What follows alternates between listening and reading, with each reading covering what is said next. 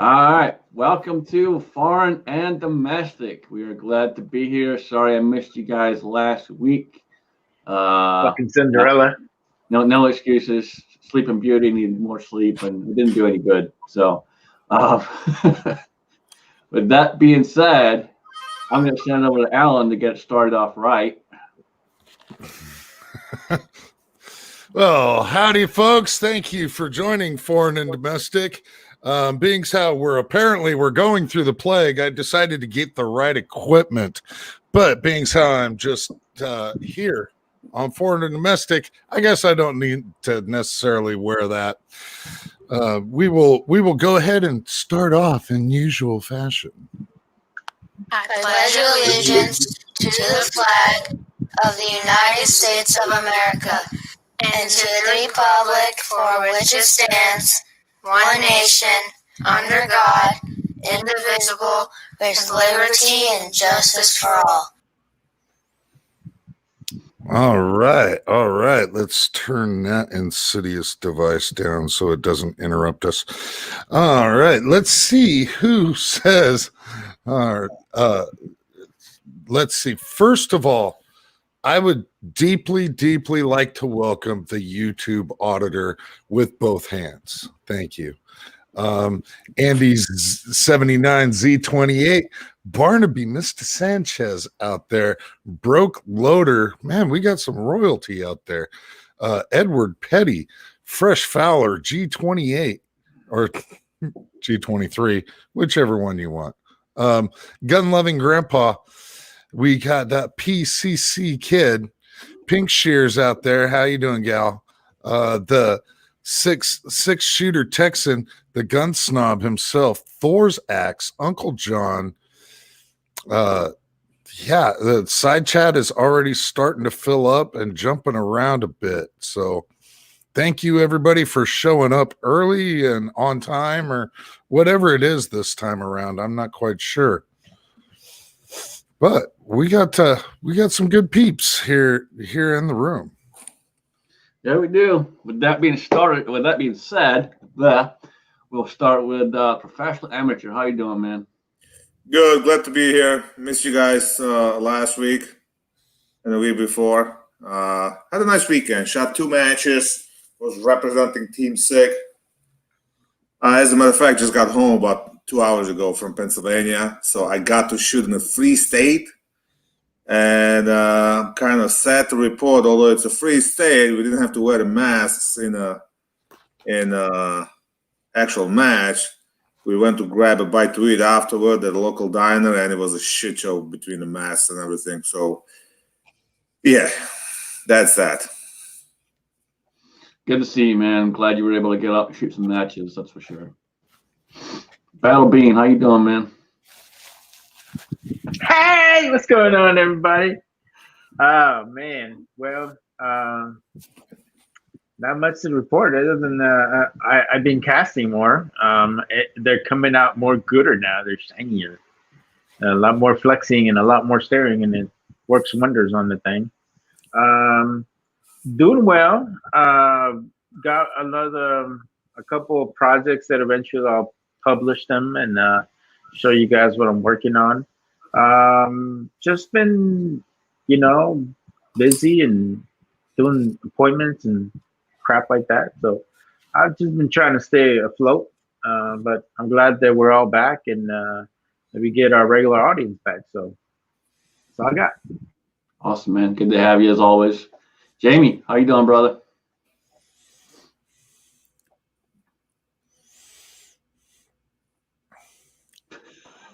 There it is. All right, keep banging that button. Eventually it'll unmute. Right. I am powder coating, guys. Thank y'all. I cast it up a bunch yesterday. Turned out pretty well. Right now, here. Yeah. I've been wanting this stuff for a long time, and Weasel sent me some. So thank you, brother. You're welcome, brother. I hope it works well for you. It's worked good for me so far. You want to see? Pull one of these bad boys out of here. Now I haven't sized these. I can't find my tweets from you. That's why I can't find them. Check this out. Look at that gloss. Heck yeah. Shiny. Good square bases. This is Lyman 357446, I believe is the number on it. It's about 160 grain semi-wad cutter for 38 special or 357 magnum. So we'll get those sized up and see what they'll do. This is out of the last mold that I was able to get off of eBay. But thanks for having me, and it's always good to have Val and everybody hang out with y'all on Sunday. Y'all a lot of fun, and I appreciate y'all letting me on. Oh, good to have you, man. Kingpin, how you doing, brother? It's been a while since seen you. Not too shabby, man. Thanks for having me. Good to be with everybody on the panel. Good to see everybody out in the chat. Awesome. Good deal. So, Alan, you've had an exciting week at work. Oh, yeah. Great time. Great time. My work has now decided that they're going to be wearing masks. And during the meeting where this was being told, basically my CEO was told that I will not be wearing a mask. And I haven't. Now, have I gone into work with a shamog around my neck? Yeah. Yeah, I have. But I go all over the facility and I'm not wearing a mask. It's just not happening. But the first person that tells me, then that shamog is going to be completely engulfing my head. You will see my eye. I will look like somebody from the Taliban. I'm going to go full on head wrap. And the next person that says anything gets the full Lycra face mask. And the third person, I'm going to walk in with the plague doctor's mask because they did not say what kind of mask you needed to be wearing. You know, I kind of like the Munich Terrorist 72 look you got going on there. That was pretty good. Yeah. I'm actually kind of waiting for that one simply because out of the three, that's almost the most comfortable. It still fogs up the glasses, which I brought up. I said that's going to be an issue. That's going to be an issue. I told him, I said, that's a safety issue. You guys are encouraging safety issues. I have to run forklifts. You're going to make me run a forklift with my glasses fogged up and I'm going to run into somebody or someone. So this is a safety issue. You can't have me wearing a mask while I'm on a forklift or at any other point because I'm not going to do it. I'm not gonna straight quit because I don't hardly quit anything like ever. But they're gonna have to penalize me. They're gonna have to kick me out for not following their stupid mask rule simply because they believe the numbers of the CDC. Well, the CDC literally just got done lying significantly about the numbers about this whole thing, and you're still believing the CDC. The facts that they've put out weren't facts at all. They were making that crap up, and you're still believing the CDC.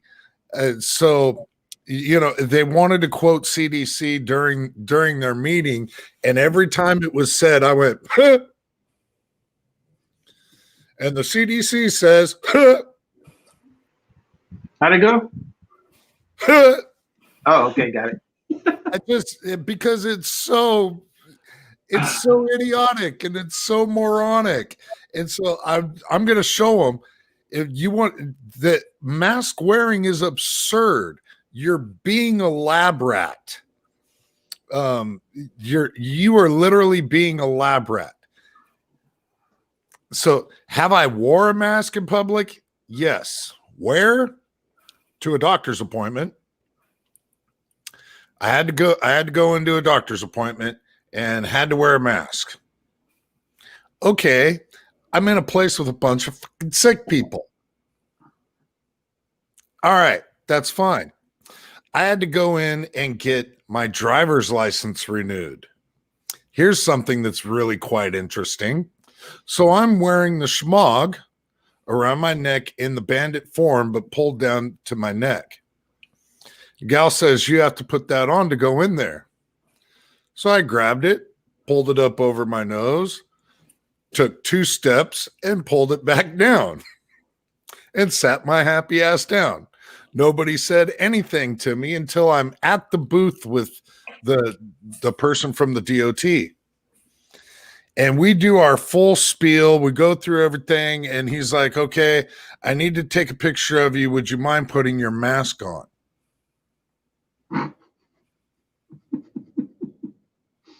I said, for my driver's license photo. He goes, yeah, these are the photos we're required to take. See, I've been telling people about this. And I put it on. He takes a photo and he goes, okay, you mind pulling it back down? And I pull it back down and he takes another photo. Why the fuck would the DOT need a picture of me with my mask on? It's not going to be on my driver's license.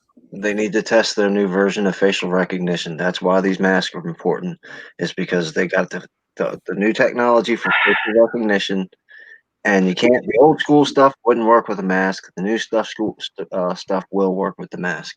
All right, Mario, go. I know you want to say something. I can see you. You know, we have this thing called biometrics, right, in the military. Just saying. I think if you guys don't know about biometrics, you might really want to look into that. So technically, what we used to do is whenever we capture somebody, we take a picture of the retina. So retina is just like a fingerprint, right? But the problem is that most of these damn Hajis are nasty as hell. So the best way for us to capture their information was by doing it biometrics. And I think eventually that's going to end up happening with the American public. And this is going to be justified to the point where you're not going to have your individual rights. And then pretty soon everybody's going to have a chip. And that's how that shit starts. So get ready for it. Well, I've had plenty of people say, that I should walk around with a tinfoil hat.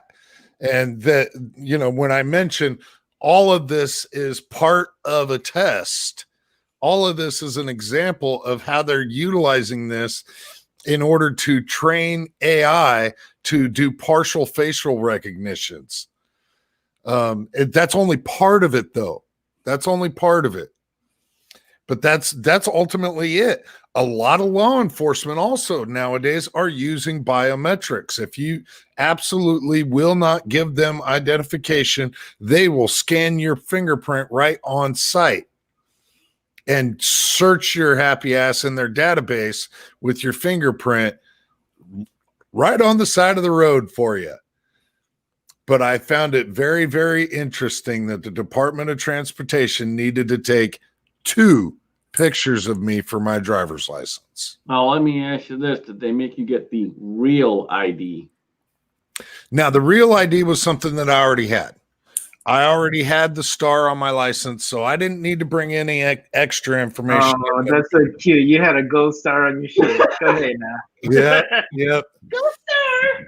Yeah, I thought it was kind of like a participation award because, I brought my homework in that day. That was actually interesting because I went got my real ID and new driver's license renewed 2 months ago, month and a half ago, and I didn't really have my useless governor mask back then, so I had just like a fucking I had the shit around my neck, and all I did is kind of just dip my head down where they told me to put it on, and that worked fine. They didn't take the picture with the mask on. and you gotta come up with all these other fucking IDs and whatnot for the real ID. And I handed my pistol permit, and she's like, I love it because that just so much makes everything so much easier for them. So for all the things being fucked up in New York, that was actually pretty cool. What did piss me off is that not only had to make an appointment in advance, which was cool because you make an appointment so you don't have to wait. Okay, you sit there for 5 minutes, you know, you call, you do your shit. But at the same token, I want to register my car, and no, you can't do that. You gotta fill out the registration and drop it in Dropbox. I'm like, I'm fucking here. What's the difference? The girl's like, I'm sorry, I just can't do it. I was like, all right, can you just look it over, make sure everything's good at least. And it took like 2 weeks to get my shit in mail. I'm like, this don't make sense. You're already in the building. You're already exposed. You're already doing all this shit. So why can't I do it?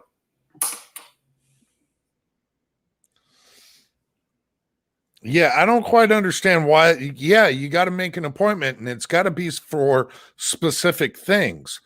Possibly, and I'm speculating on this, that they only have certain personnel that are trained to do certain things on those days or so forth. They're keeping the amount of personnel in the building down to a minimum. Now, that and a lot of them only do certain items at certain locations. So they're like, when I went to get mine, renew my registration and all that, well, and transfer my registration over and everything. They only had certain people that could do certain things. But then there was also one guy that showed up to do a registration, but that registration was completely different from what they did in that building. So they had to send him somewhere else. In Georgia, where I live, they the county does your registration of your car and your car tags, and sorry, man. The state does the. All right, let me explain what just went on. I said in Georgia, where I live, Scotsman turned up that cup, and I had a bird flying at me. So apparently, he didn't like the fact I live in Georgia. Anyway, seriously though, the state does driver's license at the Department of Motor Vehicles, Georgia State Department of Motor Vehicles, and the county, Floyd County, where I live, does your registration and your tags and making sure you got insurance and all that. But you know, it ain't been too many years ago to where we had to take proof of insurance to get your tag every year. You remember that? And another thing, our tags are always we have to renew them every year on our birthday. Is that what y'all have to do in y'all's state? No, for us is whenever we purchase that car, whatever month that we purchase the car is when it starts. Ours is on our birthday. So from the state of Georgia, happy birthday. Here's your tag. Now, ad valorem tax on the car is due when you buy it, and that would make better sense to me. But they wanted to have it. So it used to be one date during the year, but when that happened, they would have lines around the block trying to get everybody get their tag on the same day, on that day. So it was it took a load off stress wise to do it on our birthdays. But that's a heck of a birthday present. You gotta go pay your ad valorem tax and your now see if you paid ad valorem tax on the car when you bought it, which on a new car it's probably close to $2,000. But you know, if you do that, then all you have to pay is the $20. But if you bought the car before they started doing that, then you have to pay the ad valorem tax and the tag fee. The tag fee is $20. That's every year. Man, if you only knew how much I have to pay registration for my vehicles, trust me, you got it made. yeah, vehicle registration in a lot of different states is significantly different. If you're paying $40 for your registration, you got a steal, an absolute steal. The last vehicle I registered in California was a 1992 Jeep Cherokee, and it cost me over $400 for the registration for that year. And that was a number of years ago. Yeah, it's here in Iowa.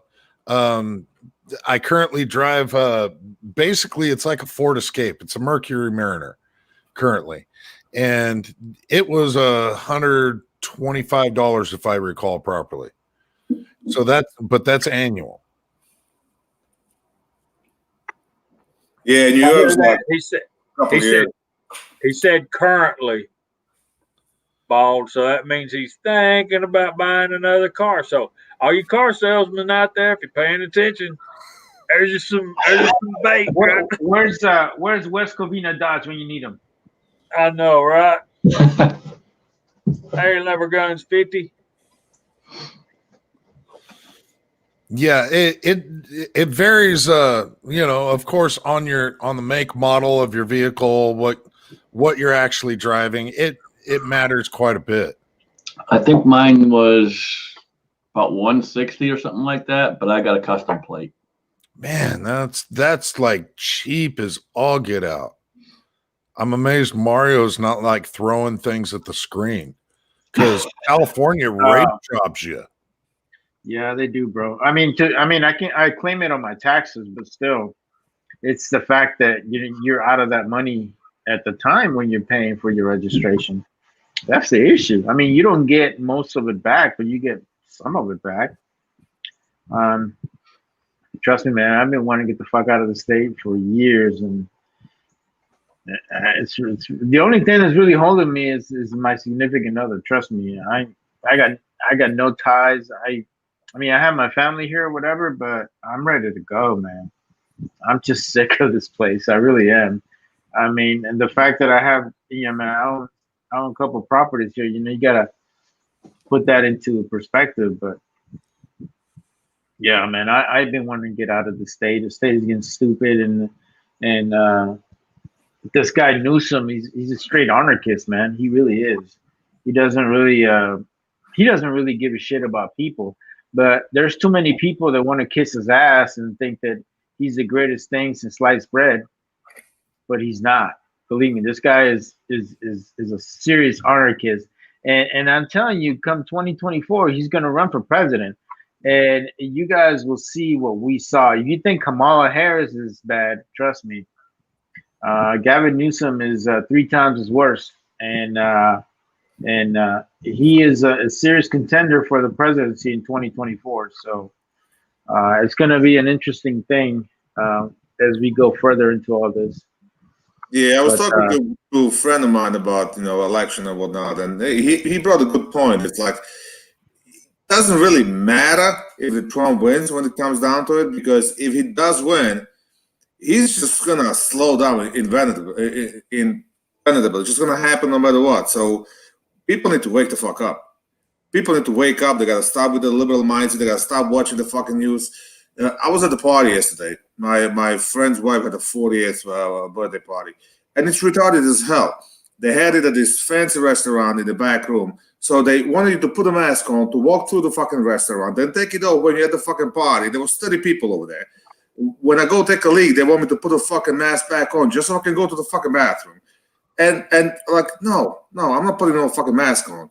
And of course, I walked in a party full of liberals wearing a fucking mega hat. So that didn't score any points with me either. And this state's getting ridiculous. I mean, yeah. the project I'm building right now, the house I'm building on the same subdivision that I just sold one house, I didn't realize it. I just got a school tax bill. So to put it in perspective, I paid $4,600 about 3 months ago.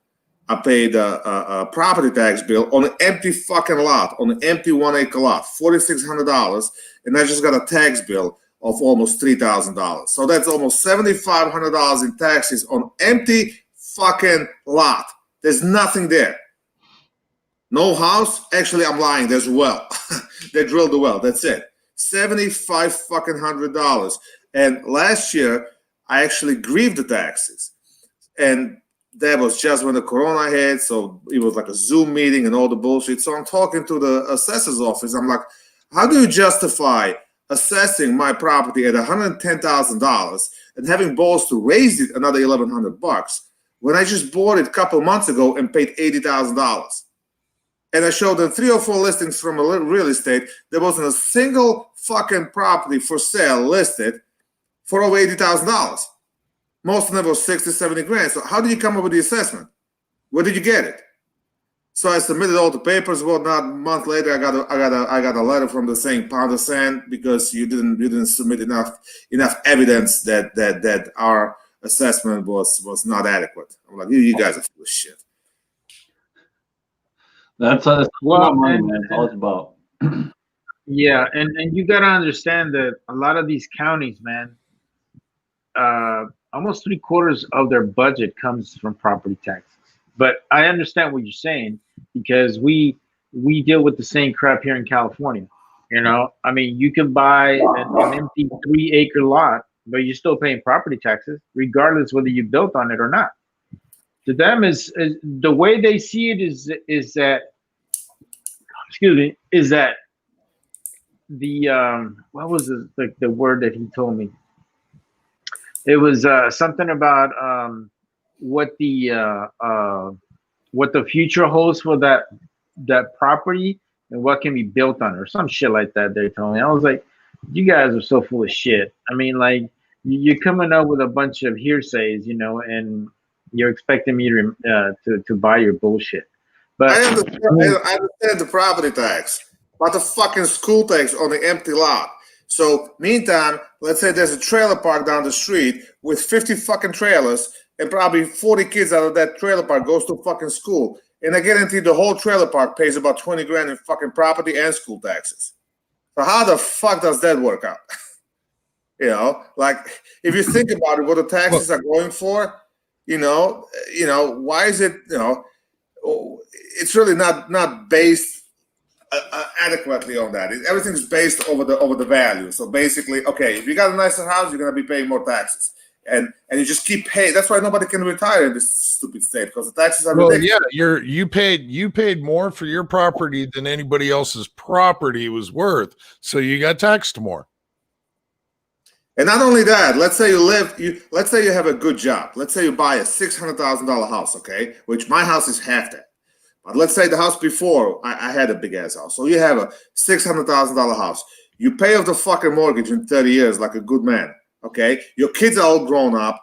You don't fucking owe a penny on the house. By that time, your taxes are probably close to $20,000. So you're still paying $1,800 a fucking month in taxes, although you got no kids in school, no fucking, you know, meantime, I got my own garbage, my own well, my own fucking septic. So my fucking taxes really go for the freeloaders, police, and the firemen. And I have no need for the fucking police when it comes to it. You know, I'm not downplaying the police, but I like that's the last resort for me to call them. So what the fuck? So again, money goes to freeloaders. Welcome to America. No, welcome to liberal America. That's the problem. If you do your research, you know, how the taxes and all the shit started, that shit is not that fucking old. You know, all the income tax and everything. It's just the government's getting bigger and bigger from year to year. People need to fucking understand that. It's not the government. It's the government giving money to special interest groups. Well, that too, but That's why your actual government's getting bigger. Government is not just a fucking. If you look at the fucking Alexandria Cortez, it's not just her that got elected. She's got fucking chief of staff and aide and fucking this and a bunch of people working for her. So now it's not just because they want to justify that. To be honest with you, if you really think about it, all you probably need is 1 or 2 people working in your staff. But because the bitch is a senator, she thinks she can have whatever the fuck she wants, a full entourage with a fucking limo and everything. I don't agree with it. Daniel says, let's all move to South Carolina. Fuck that, too hot. not as hot as freaking California. Yeah, but California sucks. Worse than New York. One of my YouTube. Well, I mean, the only thing that's probably good about California is it's dry heat. That's about the only good thing. Fuck you and your dry heat. Okay, well, you go out there and fucking humidify yourself, bitch. Outlaw, I hope you are enjoying the friendly welcome. You've been missed, man. You finally saw you come back about last week or the week before, and yeah, here's your welcome. You're welcome.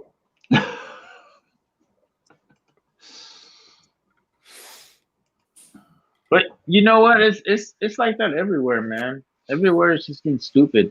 It's getting to the point where um it honestly, the way I look at it is the way when we used to have kings that used to rule this area, where the king can just tax you whatever the fuck they wanted, and people were obliged to pay for it. Yeah, but you're mistaken. United States and America never had a king. Not unless you're fucking counting Mayans or somebody. So that's the whole point. This country was basically based on a bunch of outlaws and a free spirit people. They didn't want to be royal subjects. But you look at our country. Fucking Europe. Those people were nothing but royal subjects. They grew up in that mentality, and generation from generation, it just goes on, and they just take it.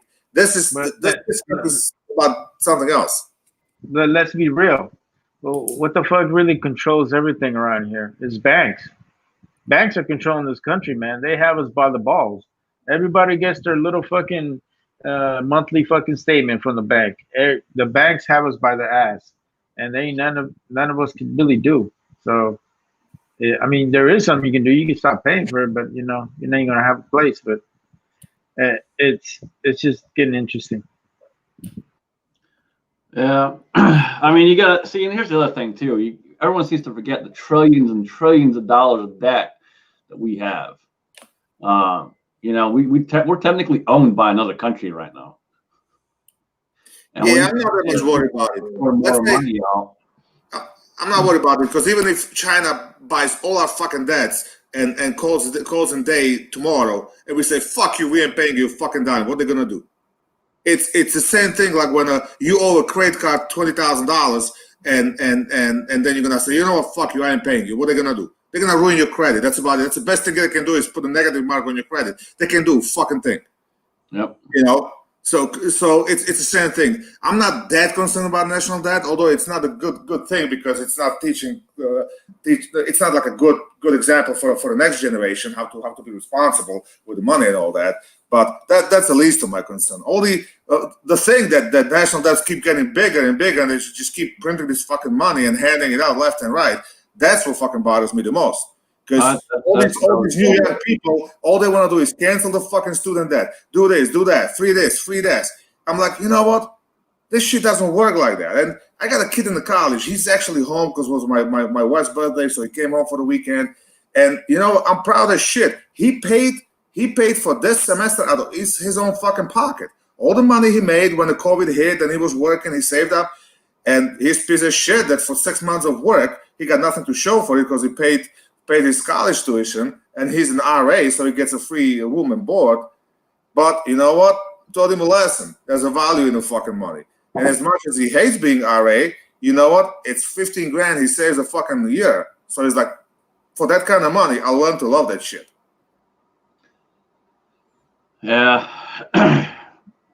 You want to talk about people that grew up under the whole royal subject thing.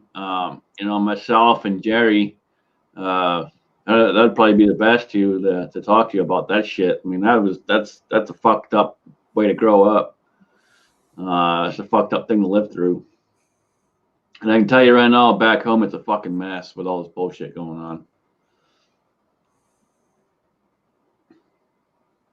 It's a mess everywhere. We still got it good here at the moment. Yeah. I just fucking kids. I love them talking about socialism. They want this, they want that. Well, guess what, bitches? When I grew up in socialism, you know how I got my first pair of jeans? My mom had a fucking sewing machine and she made them for me. That was my first fucking pair of jeans. Actual goddamn jeans. I was growing up. My mother was making a lot of fucking clothes for us. So there's just socialism. And Czechoslovakia actually had it pretty good. That was one of the. It's just that they never had to suffer, bro. Let's stop and think about it. The new generation of kids, we fucking handed them everything, and then all of a sudden they they're like, they demand everything. They think that everything's so fucking easy, and it's not. We Well, busted our ass to get, like, I you know, didn't hand anybody anything. So if you handed your no, kids shit, it's your fucking no, fault. I didn't. My kids, everything they got, they had to fucking earn it. But See, my you thing got is that there's a lot of people in society that's the way they think. You know, we provided so much for our kids that we've forgotten that they need to earn the shit. And they've forgotten that. They've forgotten that everything that you get out of here is because somebody has to work. Somebody has to put in the effort to have what the thing that you have, you know? Ain't nobody handing me a fucking thing. You know, and No, I mean, my people kids don't have started people started doing that happy horse shit with kids, with their kids of my generation, and then the kids of Mario's generation continued on further as parents. And you know, now I see 16-year-old kids with fucking paper plated fucking Dodge Challengers, and I just want to go find their parents and sock them in the face. yeah.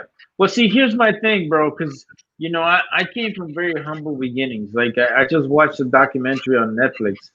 It was about living in Watts, right? And I know you guys got your issues about Netflix and everything. But if you ever guys get a chance to watch the documentary, that's where I came from, man. I came from the Dr. fucking Demento? project. Dr. Demento was a great radio show. Oh, What? you said documentaries. Yes. Oh, I'm sorry. Sorry, Mr. 72 Munich. Yeah, documentary. Whatever. Aluminum. How's that? Better? Okay. So yeah, I mean that's where I came from, man. You know, I came from the hood. So if you know, I fucking busted my ass and got the fuck out of there. You know, just like professional amateur. You know, he came from very humble beginnings in Eastern Europe. That shit is no joke. I mean, we came from very humble beginnings. You know, same thing with Scotsman and many of us. You know, none of us fucking got our fucking silver spoon. You know, we busted our ass to get what we want. Which leads me to another point. Um, I know there's a couple of you guys out there talking shit about California and how bad it is, but I'm gonna tell you guys all something, man.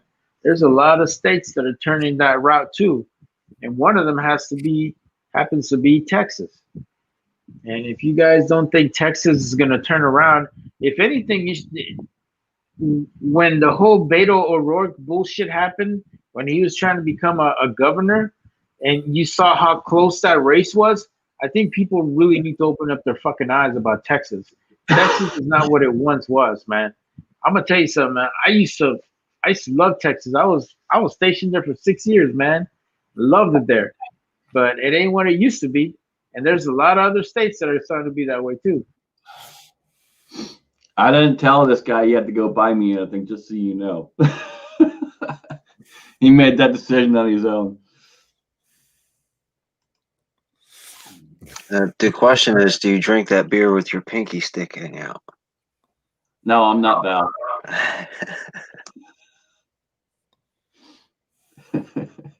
One thing Val forgot to mention was Czechoslovakia had a major thing against it at the time. That's why it was so rough living there. You guys didn't have AOC. We've got AOC now, so we're going to do socialism correct this time. That, and you're going to have a whole bunch of really good hot dogs on a stick. Yeah, but those hot dogs are going to cost you $75,000. Oh no, Barack Obama's the only one that pays that much for hot dogs.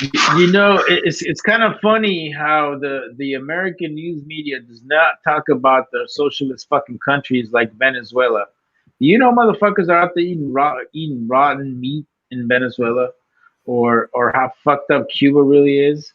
They don't talk about that shit. But yet, all these little fucking liberals think that, oh, socialism is the answer. Yeah, it's not. Trust me. Well, the thing is, if you've got a kid that comes home and starts screaming about how great socialism is, give them a little bit of it. You know, hand them $20 and tell them, there you go. This is your daily allowance or whatever you will, and then take 19 of those dollars back from them and put it back in your pocket for taxes and stuff, and then take 50 cents of the last dollar and give it to the other sibling, and then tell them that's socialism for you. By the way, everything costs at least $50, so your 50 cents isn't any good anyway. That's so valid, absolutely valid. But then, I mean, it was brought up.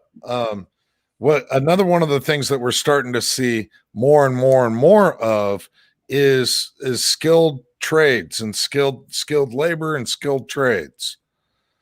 We're seeing less and less and less of it. You don't see people that are skilled in plumbing, in electrical. They're getting fewer and far between.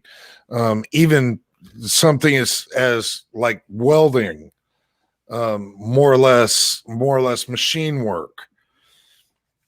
You're starting to see more and more decline in skilled laborers. And why necessarily is that?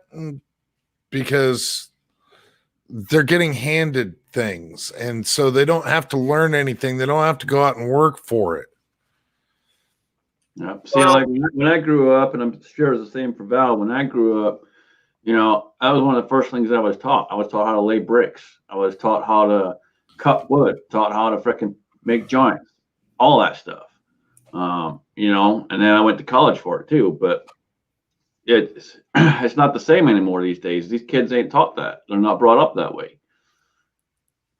Well, it's not just that. I mean, it's all different. Like when I was growing up, I wanted to learn certain things. I wanted to know how to do it. Like, for example, my son, he'll do stuff, but he's not a technical type. He doesn't really want to. He's not into it. Then again, my neighbor's kid's a couple years younger, and he was at my property today, cutting wood, bringing it home. Kid's not even 18 years old. He was running my $70,000 excavator. I left the keys there for him. My wife was like, why you let him run the machine? I'm like, this kid grew up on a farm. He runs the fucking machine better than me. I got absolutely zero issue with him running it because I know he's good. And I was amazed how much work him and his friend did in a day. So it's like, so you're saying you're running child labor is what you're saying? No. That's he's bringing that shit to his own house. So that's not mine. I'm basically giving the wood for free. So you are providing child labor. Exactly. Back to what Alan was saying earlier about whose fault this is. Once again, this falls on our shoulders. Because how many people from our generation looked at their sons and looked at their daughters with dirty hands and calluses and says, go to school, kids, so that way you don't have to swing a hammer for life. Yep. It was great for everybody to smash the blue collar guy and tell all these kids to go get a computer degree, until now they've got a bunch of stupid computer degrees and gender studies degrees and don't know how to swing a hammer. Yeah, and it's been happening for years. I mean, heck, it was happening when I was a kid. Like I worked on a farm as a kid. To get someone to try and work on that farm was impossible. No one wanted to work on farms. They all wanted to go and play on a computer and everything. I never did that as a kid that much. Yeah, I had a PlayStation here and there, but I was always working. See, the one thing the communists had actually pretty good in Czechoslovakia was the way the school works. Basically, you had 8 years of basic elementary schools. In those 8 years, you weed out who's a college material and who's not. So after the 8 years, people that are college material, they would go to like a general high school for 4 years. And people that didn't really want to go to didn't want to learn a whole lot, they were not college material, they would go into what was called like secondary modern school. So basically trade school. You would go to school where they would teach you how to be a plumber, how to be an electrician. So, and there were either 3 or 4 years schools. You would either wind up with a full high school degree or basically like a GED. But you would also come up with a trades degree. So you'd be like a trained electrician, trained plumber, trained auto mechanic, trained this, trained that. And what it would do is basically first year would be like a regular school, and the other 3 years you would have a week of school and a week of actual hands-on practice, whether it's a factory or whatever. So that's how that actually worked pretty good. And lo and behold, that shit's over as well. Right now, back in Slovakia, it's all just a fucking high school. And everybody wants to go to college. Everybody wants to be some stupid degree and whatnot. Yeah. That's I exactly saw it when I was in college too. Like when I was in college, they were putting more and more IT stuff up, and less of the trade stuff they were taking away from that. But that's what's going to happen here when they institute free college, whether it's community school or university school. They're going to eliminate all the undesirables. They're not just going to let everybody go to Princeton, let everybody go to University of Maryland. That's not going to happen. They're going to pick and choose, like Professional was just saying. They'll weed you out as a young little kid and determine whether or not they're going to let you have this free college or not. Because if you just everybody in the world just all of a sudden goes to college because it's free, that's not going to ride. They're not going to let these universities get swamped with a bunch of free students. I mean, education is a great thing because nobody can take it away. My mother's still disappointed I didn't become a doctor, and I had a potential. I just was lazy, and then I came here. Things changed, and you know what? At the end of the day, she looks at me and she's proud of what I became, and you know what? I'm gonna be 50 soon, and I'm not ashamed to swing a hammer. I can still freaking do shit with the younger guys. And I'm at the point, the next 2 houses, I'll be fucking framing myself with a couple of guys just because it's financially responsible to do, and I can do it. So why the fuck pay somebody else? And remember, you're a famous YouTube star. Oh, never mind that. I mean, Don't forget that. Shit, that pays my mortgage. There's 2 degrees I've never understood. Liberal arts, where's your job? And political science. Political science, I understand, we're probably training professional politicians. But no, actually, a lot of people that are political scientists become lawyers. Well, then you need seriously. to be going to law. Not lying to you guys. Look, I'm very good friends with the DA, and most of her lawyers, they did their bachelor's in political science. It's crazy. You thought it would be like in criminal justice or something like that. Nope, political science. And if you think they about didn't really it, know what they wanted to be, but I mean, yeah. So really, how much of the career focusing you think has to do with the liberal agenda that's dictated in schools these days, not only at the junior high school level, but getting into college, almost everything is liberalism, socialism, liberalism. So how much these trades and everything are being denied strictly because they want to focus on their agenda. Yeah. And see, another thing that I really don't like that a lot of universities do is that majority of these professors are, once they get to a certain level, they become tenured, right? So you can't fire their ass. So they can throw as much fucking liberal nonsense as they want and get away with it. Just like that I don't know if you guys recall, like a year and a half ago when Barbara Bush died and some liberal ass fucking professor from Fresno State started talking all kinds of mad shit, and she didn't lose her job. They couldn't do anything to her because she was a tenured fucking professor. So that's what I don't agree with. Like, I don't agree with the whole education system. I don't understand why you need 3 or 4 fucking superintendents in each school district. I don't understand why you would need that. What the hell is the point of having a principal? I don't understand. I work for a school system, and I can answer that question. Please do, because I still don't understand. Money. With the title comes the money.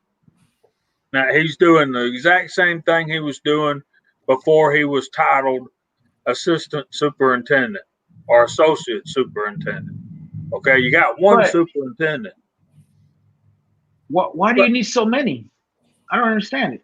Money. They get more money than they make that jack up in their salary the last 2 years, and that multiplies their retirement money when they retire. So like I could be tooling along at 50 grand a year.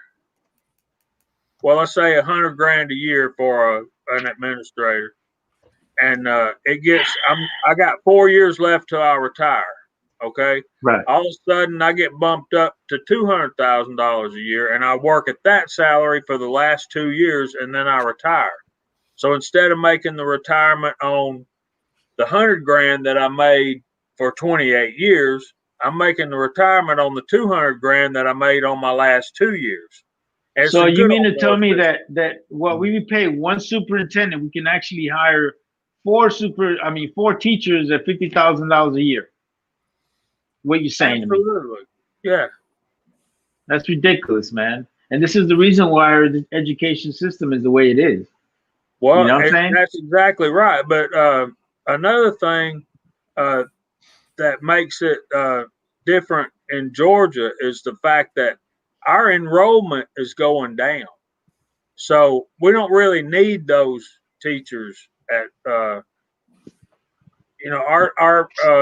enrollment's going down. We don't need those $50,000 a year teachers as much. And if the enrollment's going down, we certainly don't need our school system's pretty tight, man. We got a fixed budget. And another thing, y'all were talking about taxes earlier. You got to understand that almost all of the money in your local school system comes from your property tax. If you'll look on your tax bill, you'll see the line items, and the majority of that money for property tax is going to educate your kids. Even if you don't have any kids, you still have to pay to educate, because it is supposed to be constitutionally the burden of educating the school kids is the state's job, not the federal government's job. But how is that really going to benefit the education system when you got a superintendent you got to pay $200,000 a year to? I just don't get it, man. I'm sorry. To me, it's just very simple. Let me tell you. You know what I'm saying? They say it goes to the schools, but it doesn't go to the schools. It goes to the administrators, and very little goes to the teachers.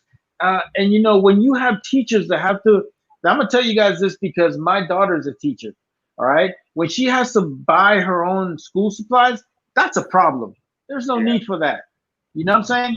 So this is the reason why I'm against all these administrators, because they don't do diddly squat to help.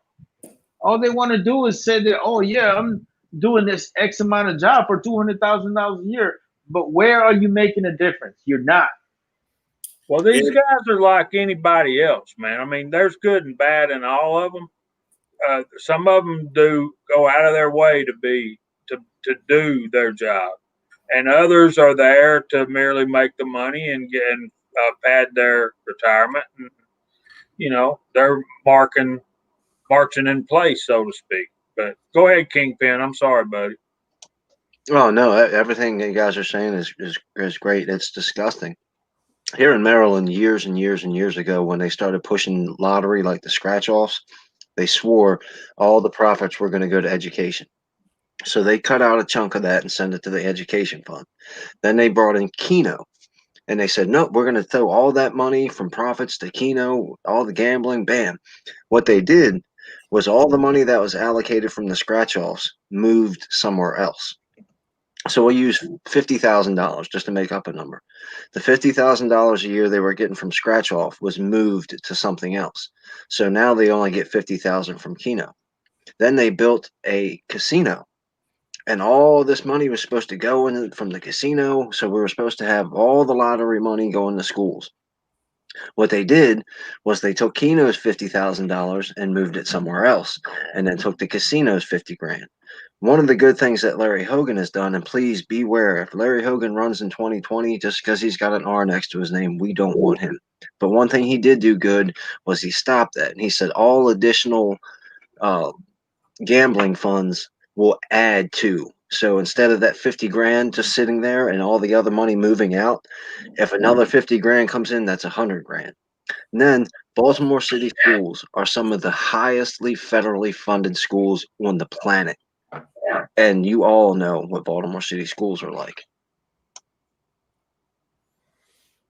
Yep. We have the highest paid governor in the fucking country. The state is broke, and this motherfucker gives himself a 30% raise. Okay? And the state is broke. Our school district's doing good. they had to cut 20%. So what they do?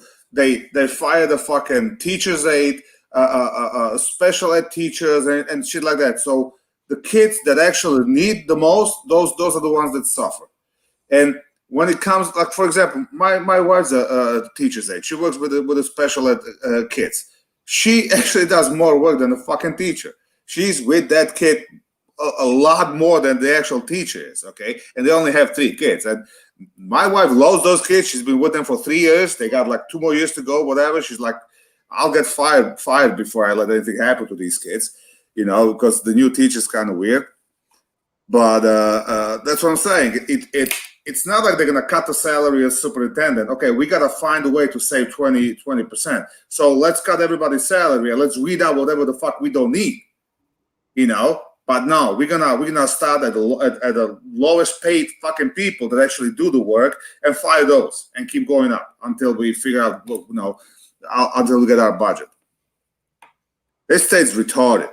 It's just nothing's run like it should be. You know? It's not your state, man. It happened the same way down here when we had to have RIFs. They call it RIF, short for reduction in workforce. Look, man, it always starts at the bottom, and they cut a bunch of jobs, but they never get to where the cuts would do the most good, and that's at that upper tier.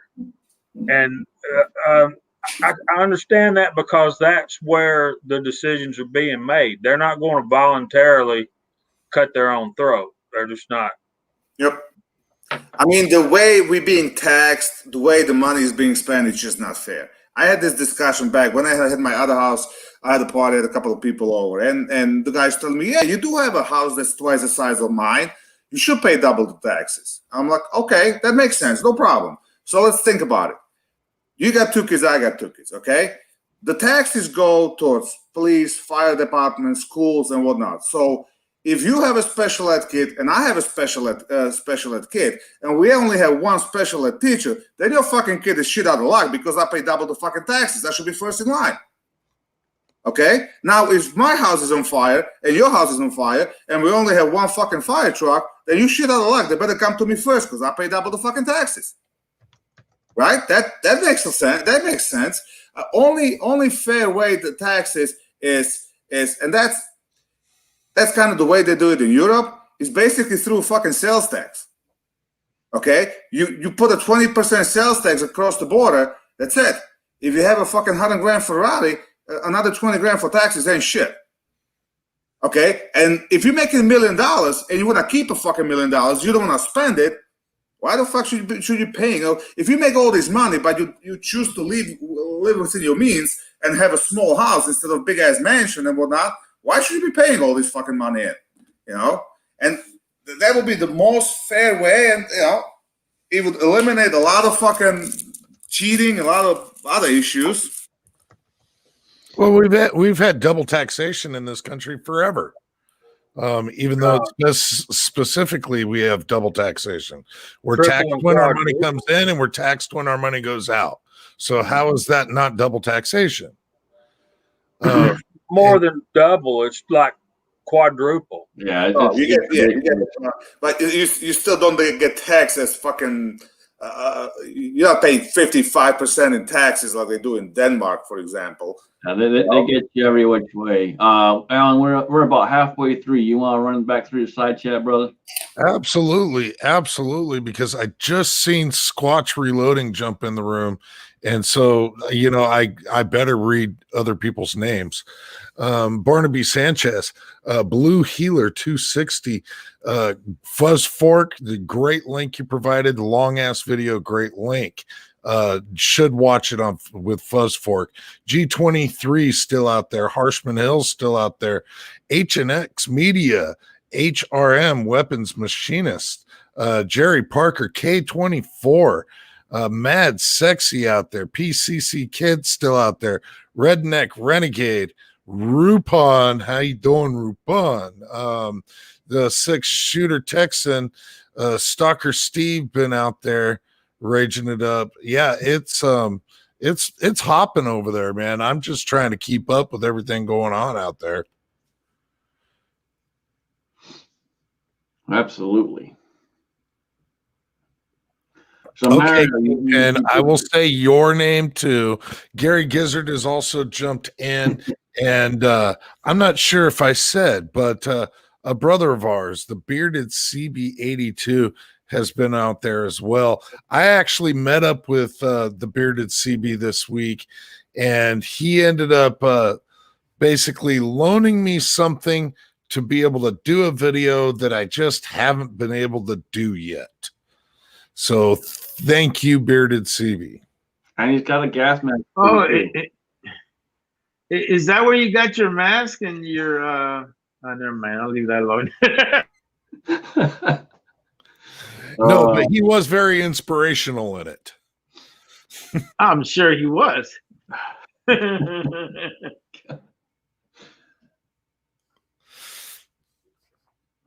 So, Mary, you did some more upgrades to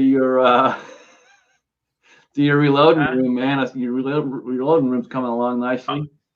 Yeah, man. You know, actually, dude, I didn't know how much I really needed that freaking mod until you sent me that one.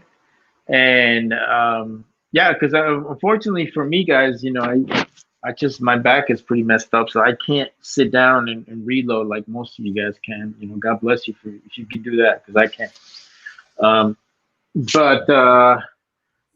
Yeah, man, I'm just trying to make it where it's a little more comfortable for me. I got myself an Ultra mount, which is more gooder, a little higher, and yeah, so it's come along great. I'm enjoying the hobby. I'm enjoying what I really enjoy the most is the people that I met through that. You know, reloaders are really cool motherfuckers, man. I'm not saying nothing bad about the rest. But I'm just saying, like, the reloaders are all about, you know, sharing knowledge and making sure you do things safely, you know, and you know, get you involved into it, you know, and that's actually something that I really enjoyed out of all this, you know. Actually, I did run into a problem when I was casting, and maybe you guys can help me out. For some reason, whenever I added more lead, my 420 pot would not want to, didn't want to, the spout didn't want to work anymore. And, you know, I, you know, moved it around and fluxed it. And so when you add more lead, you got to watch, because as soon as you add more lead, your temperature is going to drop. So you got to let it heat back up, get that lead melted back in place, and then you should be good to go. You don't want to start pouring right away. You got to give it a couple minutes, because that temperature is going to drop the minute you put more lead. Okay, well, that makes sense. Yeah. Well, I think that's one of the reasons why when the guys were doing the cast off, they made such small agates, so that they could slowly, continually add to the pot and keep it going. Okay. But I could be wrong. I mean, we had a lot of trouble just watching Jamie do it, just because of him having to be outside and internet issues. Well, you know, just kind of keep in mind, this is my second time, and I'm still learning this whole new casting thing. So, you want to add something to it? You know, every time you use a different type of mold, it's gonna teach you something else too. You're gonna learn something else. You know, steel molds are a whole different ball game. I'm loving the steel molds. I'm getting really good results with them, but it's a whole different ball game, and it takes a little bit more learning curve. But yeah, your temperature change is going to be the issue. When you drop that lead in, your temperature drops. You got to give it a couple minutes.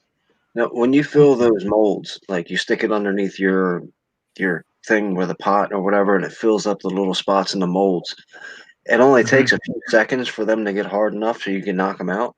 Yeah. You know, basically, you know, I usually do about, you know, 1 1,000, 2 1,000, 3 1,000, you know, 4 1,000, 5 1,000, good to go. Yeah, that's pretty cool. Yeah, you don't even have to count. You'll see it. I don't an example. Well,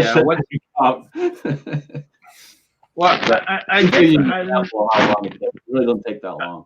I guess the other question that I have is in regards to when you use the 2 cavity Lee molds, right? you know, the screw has a tendency of loosening, right? And you know, obviously, I got to tighten it, but I believe JH told me a way that I could fix that problem, and I was just wondering if you could reiterate that. Okay. I was told by Dave Thorzak.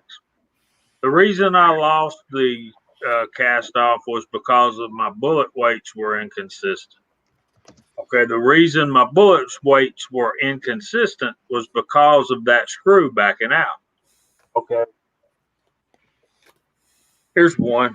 And this is the screw we're talking about right here. And it loosens and it opens up the gap right here so it takes more lead, you know, it'll fill up. And so what you can do is you can this screw right here is your problem. So what you can do is take that screw out of the the mold block, and then right here, all right, here's the screw. Right in here, drill a hole and tap it, and put a set screw in there so that that screw can't back up. Now,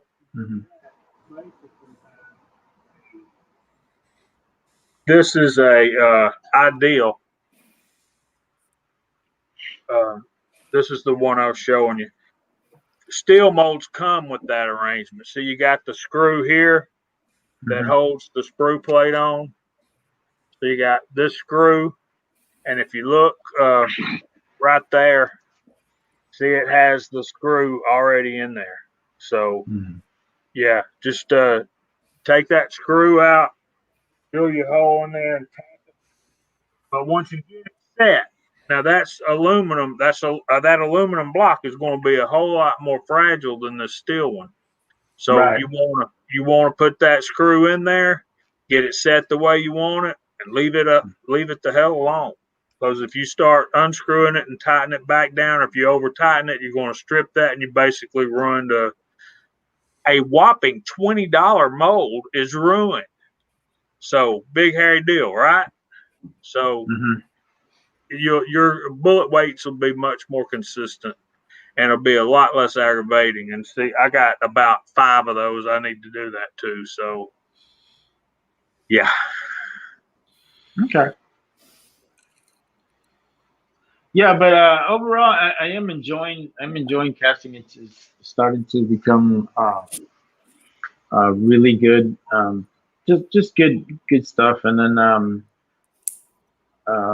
you know, pretty soon I'm gonna be casting some of that 40 because Professional Amateur sent me in molds for that one.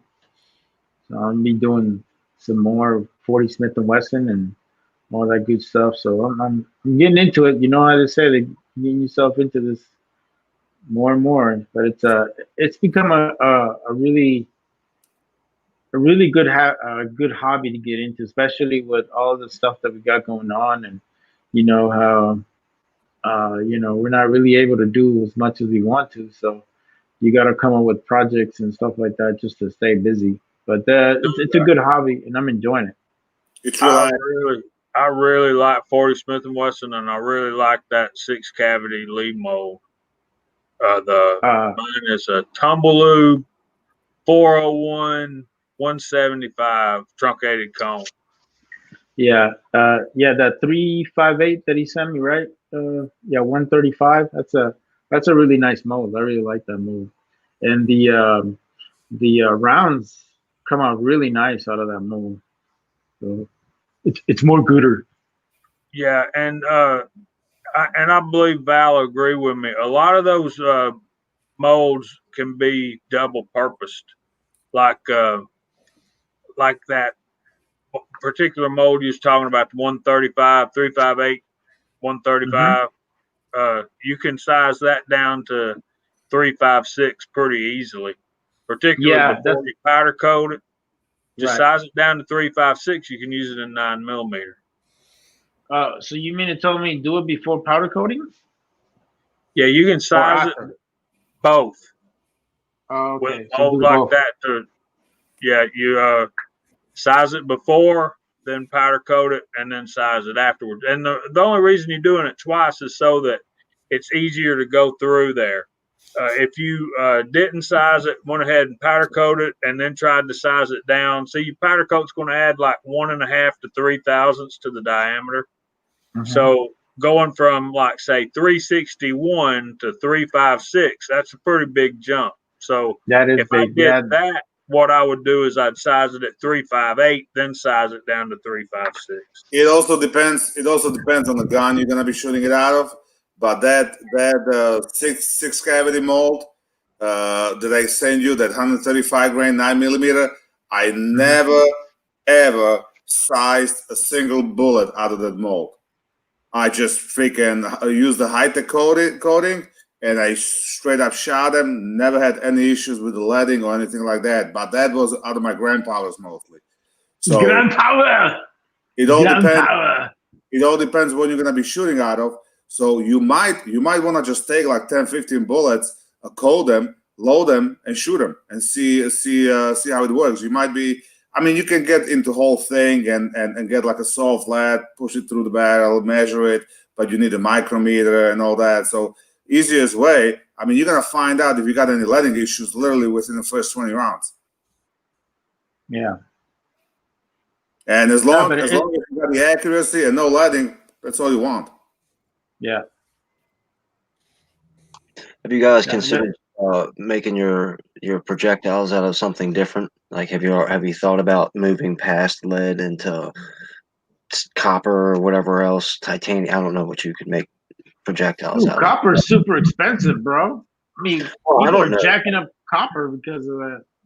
So expensive. I don't know if there's another really metal out there that can be formed like that. I mean, I know zinc you can, but you know, zinc is not available. I mean, it's starting to become more of a common metal, but it's not everywhere, and there's not really a lot of melters that can do zinc unless you get one of those Seiko pots. But, zinc. There's a couple of people experimenting with that, but you gotta have a setup for that. And copper, you can't really melt the copper and do it like so. Copper, you would have to machine it. So anything else, you know, lead is pretty much the ultimate thing for this. Pretty much the technology isn't nowhere near moving past lead. Like, lead is where it's at right now. Yeah, I mean, whatever copper bullets you got, they're gonna be machine bullets. They're not really gonna be cast. Well, and Rabbi just said it out there too. I was about to say the same thing. The melting point is different. The temperatures are going to be way higher on certain ones, and then the cool-off period is going to be completely different too. With lead, it's a super quick process of heat to cold. You know, so it's you'd have a lot of different issues in that realm as well.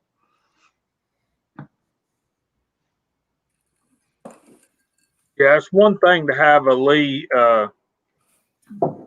420 pot to melt lead, but to melt copper, you're talking about way up there, like 1900 degrees, and you'd need a smelting furnace to do that. you need one of those masks like Alan and shit with a big ass torch. Now you have to have a crucible. So G23, if you go over check out Eagle Eye Shooting, he actually tried that. Go check that video out. He tried it. Well, that was kind of coming to my next point with the performance. Like, even if copper was something that you could easily just switch over to, or 3D printing was something you could snap your fingers and be doing tomorrow, could it even match the performance of the lead projectile? Well, the copper, like machined copper, like especially out of like a long range. I know Hornady came up with these special bullets. They were all machined, really tight tolerances, and they were for like a 6.5. So yes, you probably could, but you can't really make it yourself. I mean, you would have to spend ridiculous money to get them. So we got a good question out there, and we'll start going through the room. We'll start with you, Val, when you're casting. Oh, I haven't casted in years, and to be honest, I started with the gloves and whatnot, and and I ended doing it literally in my pajamas with no gloves.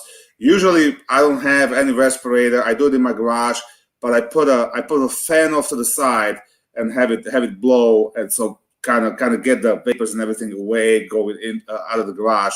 That's about the only thing I really did. But then again, I never really got tested for lead or anything. But then again, I feel good. Yeah. I don't cast as of yet, but before I handle the lead, I lick all my fingers to make sure they're nice and wet. I handle all the lead, and then I make sure that I get my fingers cleaned off afterwards and lick all them clean. Thank you, Patches O'Houlihan.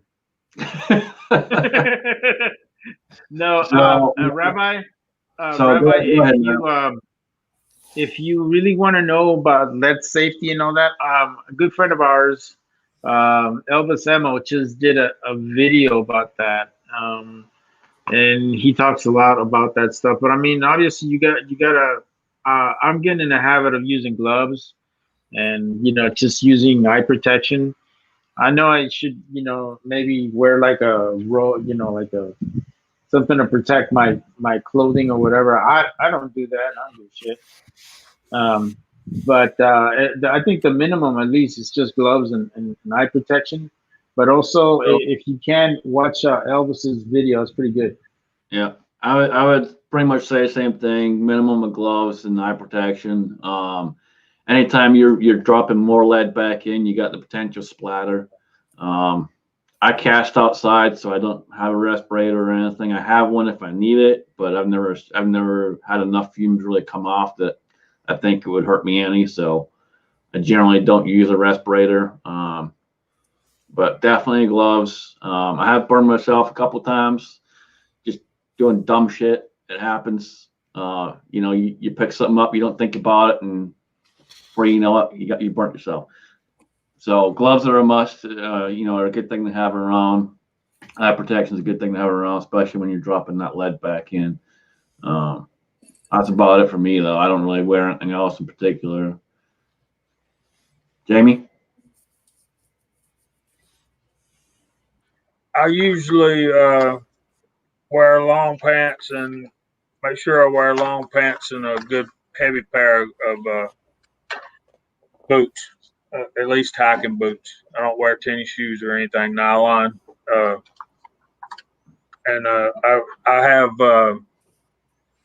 have both welding gloves and regular leather gardening type gloves, but I usually use the lighter of the gloves because they need to be pliable. You need to be able to handle your stuff. Mm-hmm. But and I wear glasses. So yesterday I actually had some. I water quenched my bullets. So I dropped the bullets into the water, and some water, I didn't know it, popped up into the cavity of the mold. And you'd think it would be just instantly vaporized, but actually what happened was when I went to pour some more lead into it, some popped up and hit my glasses. So I was glad I had the glasses on.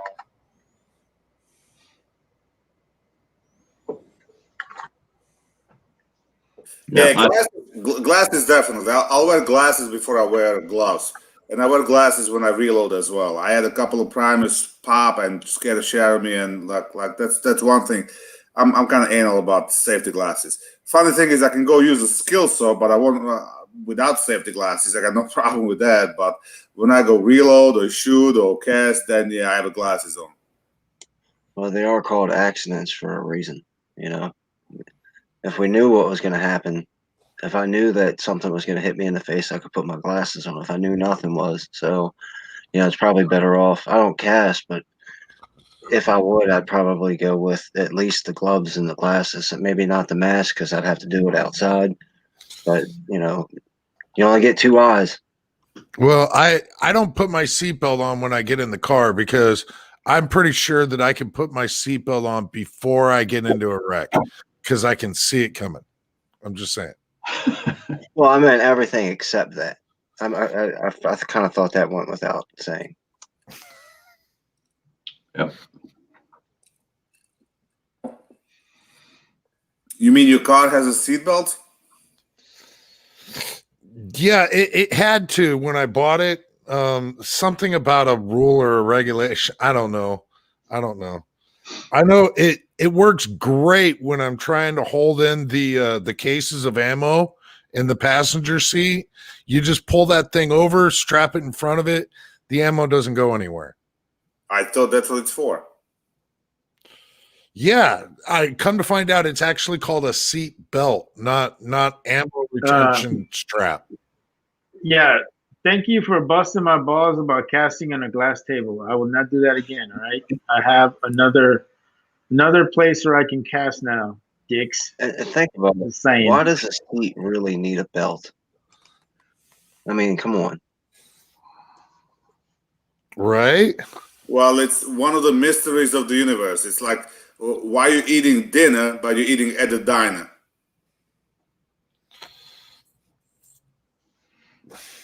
My head just exploded. I think we might have the best comment of the evening out there so far. Come And on, how check do you know it this? out. Check it out. Oh man, that guy's cool. I love Coda. I think the funniest It's a video I've better- ever it's a seen. better look than casting in a banana hammock. I'm just saying. Well, at least you don't destroy your clothes. You can't burn any holes in your pants. Right. You know, Mario's pants got a can be new casting table. He's got a kitty plastic table he's going to be casting on. Yeah, pants are expensive. I got these legs for free. Well, not to mention it'll burn the hair off, so you save on the freaking razors. Yeah.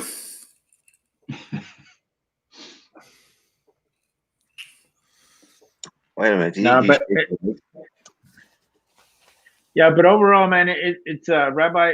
It's a good hobby to get into. Honestly, I did it just to be able to do what I want to do, you know, because I live in a communist ass state that wants me to do a background check, and every time I buy ammo, and I'm like, I'm not playing your fucking game. So better do your own shit, man. Nobody got to tell you a fucking thing. Can you guys make your own primers? Like, is that a thing? I wish I could. Shit, I wouldn't have to go out there and fucking try to find motherfuckers. Try to spam motherfuckers. There was a guy on YouTube, I forgot the name, a while ago. He actually tried that. He took like a spent primers and he used the shit from matches actually. And it did work, but the results were terrible. Like velocities were like half the fucking velocity of the regular powder. It wasn't reliable, you know. I'm sure it could be done. Problem is that if you want to do it at home, I guess the technology that you got to pay for it, I don't think it will be feasible. And the actual amount of time to do it and whatnot.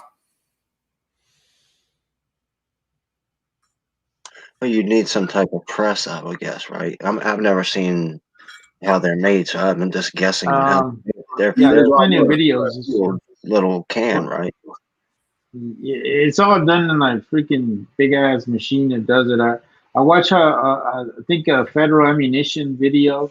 It's pretty interesting how they do it, but I would not even want to try to replicate that. You know, there's a reason why it's done by an industrial machine, and there's like a big ass fucking what do they call it? Like a ballistic fucking plate. So if one of the motherfuckers goes off, it doesn't blow up the whole fucking thing. Pretty interesting. You have to understand the actual primers are the most explosive part of the cartridge.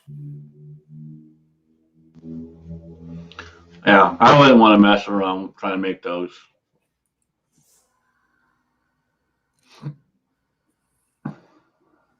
Six shooter, yeah. Stamping machines are extremely loud. I work with a bunch of them. Yeah, Warhog's right. You have to extract the anvil out of the primer. Then you have to flatten the primer back up, and then you have to come up with the actual compound. You know, and those are usually there's ways they made and spin and whatnot. in the rimfire, they use a centrifugal force to put a compound in the base of the brass. It's just I don't think I don't think doing it at home would really work. So is that compound like some type of super secret mystery or something? Like you guys all reload, so you have your 3 grams of tight group and this, that, and the third, like all your different recipes. Is the recipe for the primers like an industry secret or something, or some type of explosives that they don't sell to civilians? That's a good question. As far as I know, that's not. I think they all pretty much use the same processes for the most part. Now, as far as materials they use, that's a whole different thing because Federal, Winchester, CCI, they all use different types of stuff. So that would be the only difference I would think. I don't think it's the compound that's different. It's a different way the stuff is mixed. It's different thickness of the cup. The CCIs are basically known to be as the hardest primers. Federal, generally, they being the softest primers. Then you have a pistol and rifle. So pistol primers usually are softer than rifle primers. So it's a little more complicated than that. I'd say leave the shit alone. There's a reason why we buy that motherfucker. Leave it alone. Hey, listen, Don't even fuck with it. Kingpin's curious, and I'm. Well, and in all actuality, it leads to the ultimate self-prevatory thing, because eventually at some point, they make ammunition just completely illegal for some reason. And now, I've got plenty of brass saved up. I've got plenty of projectiles, or I can cast them. I got plenty of powder, but I've got no primers. And there's no way to get a hold of primers. There's got to be a way for us to, as self-sufficient individuals, to be able to make primers. Well, apparently, if you Google this, the fourth result is a PDF of homemade primers. So I guess it's not an industry secret. Well, it would make, like Alan was talking about, the self-preservation thing, because you can make everything else, and you can only store up so much. Even the greatest prepper out there, it can live for 10 years on the food that he's got in his closet. Well, why can't he live for 11 years? You wasn't prepared enough. There's always going to be that type of situation. So that's why I was kind of curious is, since there's no primers around, how come guys just can't make their own primers? Like, obviously, there's really no shortage of projectiles because you guys can cast and just keep casting more and finding more natural resources, or wheel weights or whatever. Let me put it this way: if I got a live for 10 fucking years of the food I have stored, I'm putting a bullet in my head after fucking 3 years, because there's no point in living. Come on, that milk is going to be great 10 years from now. I mean, of course there's got to be a way. I mean, the primer's been around for 100 years, 100-something years. So back then they didn't have industrial machines and whatnot. I'm sure this was made by hand. So I'm sure it would just be a lot of work, but I'm sure it's doable. Well, and you wouldn't want to go backwards, because I know that they have paper cartridges and canvas cartridges and all the old school technology from the very beginning.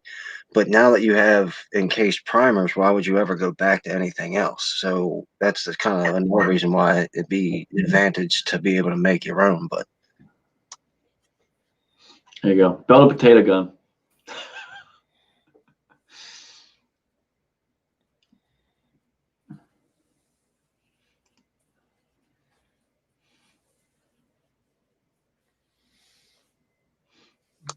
potatoes in Maryland need a license to carry a gun, by the way.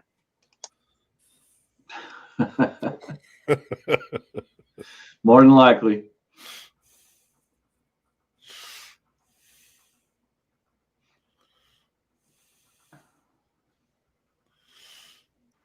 So what do we have as far as anything you guys got going on for the next upcoming week? I know it seems to me like we all seem to be doing the Groundhog Day, but is there anything exciting anybody's got going on next week other than putting a mask and looking like a Munich terrorist? I'm probably gonna finish loading up some 30-30 this week. Get some of that done. Go do some test rounds, and probably head down to Daniels and test them out. See how they do. Is that you have a Henry, right? It's a 30-30 level Yep. gun? Mhm. Those are nice, man. Those are so nice. Yeah. What about you, JH? What are you doing, man? You doing the shaky shake over there? It's powder Oh, coating. look at you. Shake your booty. Shake your booty. Shake, shake, Yeah, shake. we're powder coating, man. Go ahead now. What are you using for powder, by the way? For powder coating, Yeah, what are you using? I showed that when the show first started, Mario. I wasn't paying attention, man. Sorry. The truth comes out.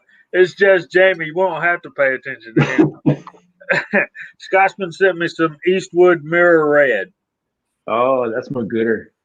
And I also have some Eastwood Light Blue and some Eastwood Turquoise.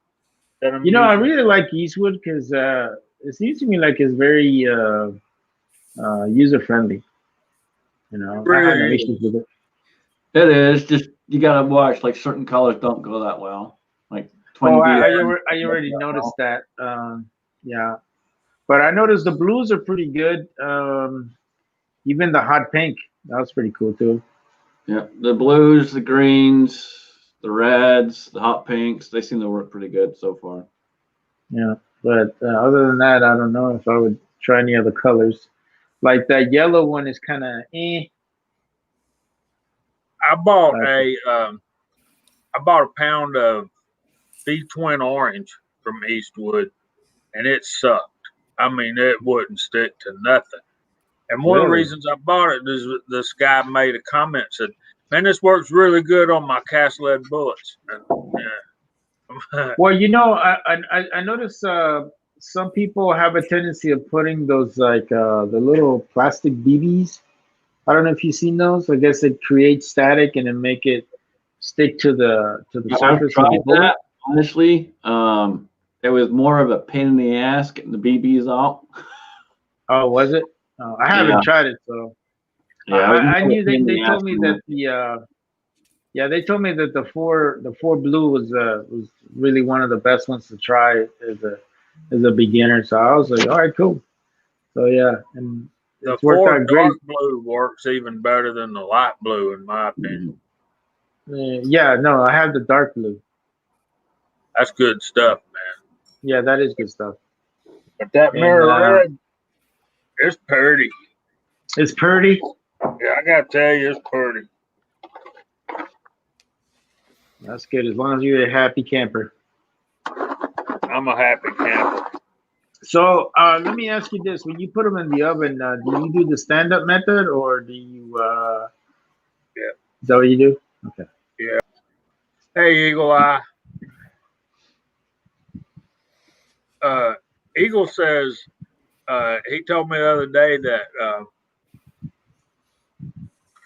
his ugly ass cast bullets didn't matter because the targets couldn't see them anyway. To quote him. Yeah. So, yeah, man, It's just a matter of what you're doing. You know, I mean, Eagle casts good bullets. I don't know what he's talking about, but yeah, I mean, I don't think he's had his ice cream. That's what it is. He didn't go to McDonald's and got his ice cream. Well, I get his point. You know, the quality of your powder coat. All right, we were talking earlier about. Okay, Bald said he didn't size his bullets for that particular firearm, and that's all cool.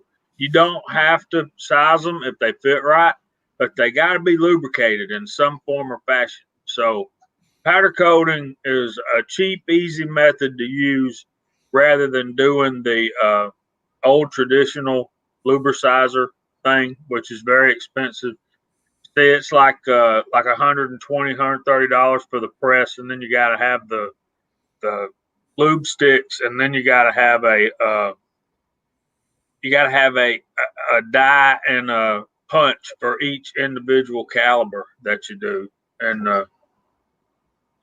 I'm sure Kenny and probably Daniel or Dave, if Thorzax was here, that's how he does his. They don't have to be sized, but they got to be lube. So I got a question. What year did you started reloading? About 2014. Oh, okay. That was AC, by the way. Not BC.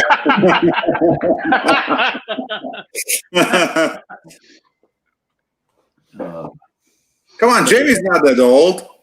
It's just the beard makes him look that old. And why? Right.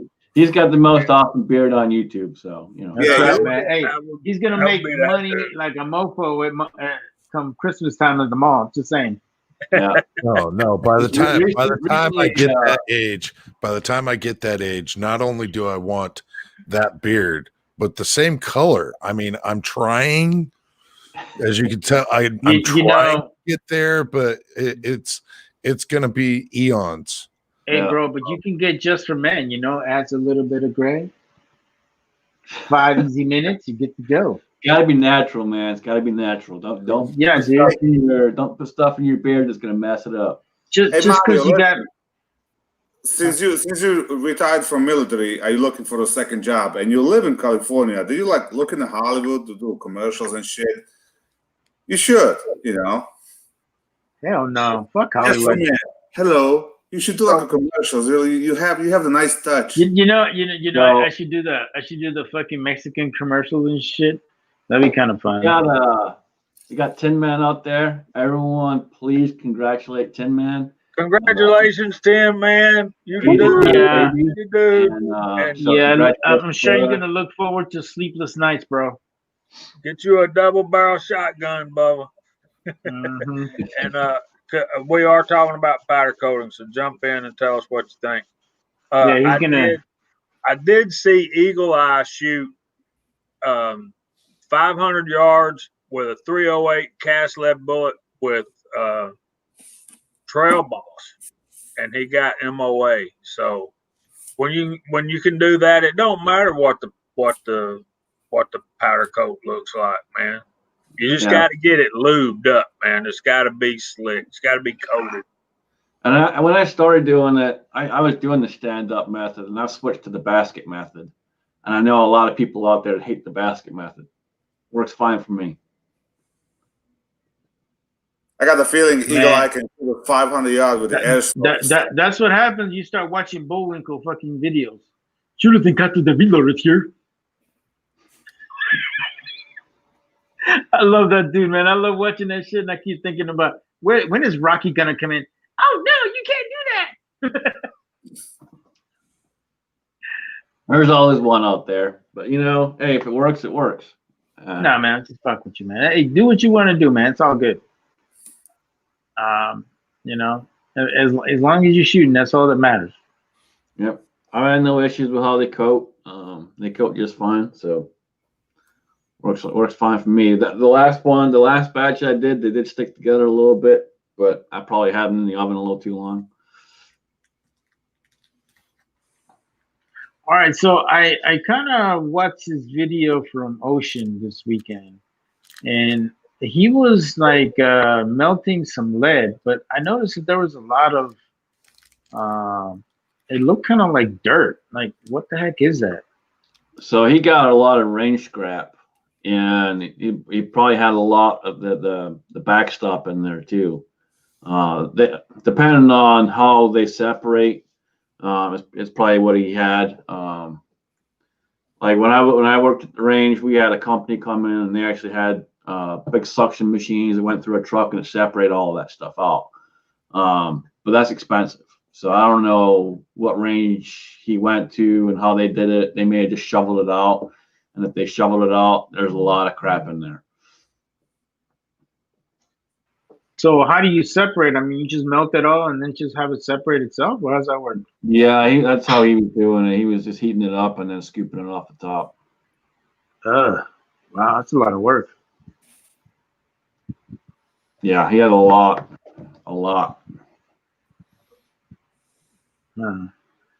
So, I mean, how many of you guys like do those big old cast iron things like Elvis Emo does? I mean, because homie's kind of extreme, man. I'm like, holy crap, you got a big old thing and then you're melting all that crap and then making inmates out of it? I mean, I'm like, wow, that's kind of out there. Well, as far as going back to oceans, because I was thinking the same thing when I was watching the video. I know you want to keep water away from it, but couldn't you just theoretically wash them off and then let them dry, and then start casting like the next day or something like that? They get a bunch of the backstop dirt out of it. It's not worth it. You're better off just melting the shit and scooping it from the top. It's faster, easier, and cleaner. Yeah, It's not worth it, because once you flux it, all the impurities will just come on the top. You take the spoon, you scoop it up. It's not worth it. It's just gonna add another step to the thing. All right, that makes sense. Yeah, it makes it just all the crap. It doesn't matter what's in it. You throw all this crap. Once you get it to basically to the point that everything boils down, all the impurities, everything will just come up. You scoop it up, flux it, and you're done.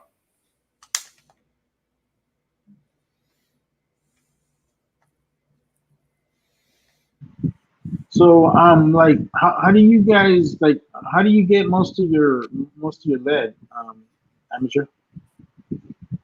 Who, me? Yeah. I don't really have it. I got some scraps, lead, and whatnot. That's kind of hard to come by in New York, because even the wheel weight, I went to a couple of places. I mean, I have a place over here that can save me some. I actually have a junkyard literally a couple of miles down the road, and I went to them and I was like, listen, I want all the wheel weights. Can I buy them off you? He goes, I'm sorry, I can't sell them to you. So that's kind of hard. There's a place a couple of miles down the road in Connecticut that basically takes the lead from the indoor range that's not too far, and he smelts it and he sells the ignat already. So it's actually cheap, because you buy it for $1. It's about a pound. So pay $1 a pound, and it's already lead that you just throw in your furnace. Well, that's not bad. Yeah. At least you have a source, though. Yeah. Yeah. What about you, Scotsman? I got a Fuzz Fork T8. Oh, nice. That's the man right there. Fuzzy's in the house. And JH, how do you do it, sir? I got a lot from him, and then Squatch Reloading. He's got a source, and as long as I go down and help him make and get the stuff, we split the pot. So, oh, that's cool. I got ways of getting it. That is cool right there. How about you, Mr. JH?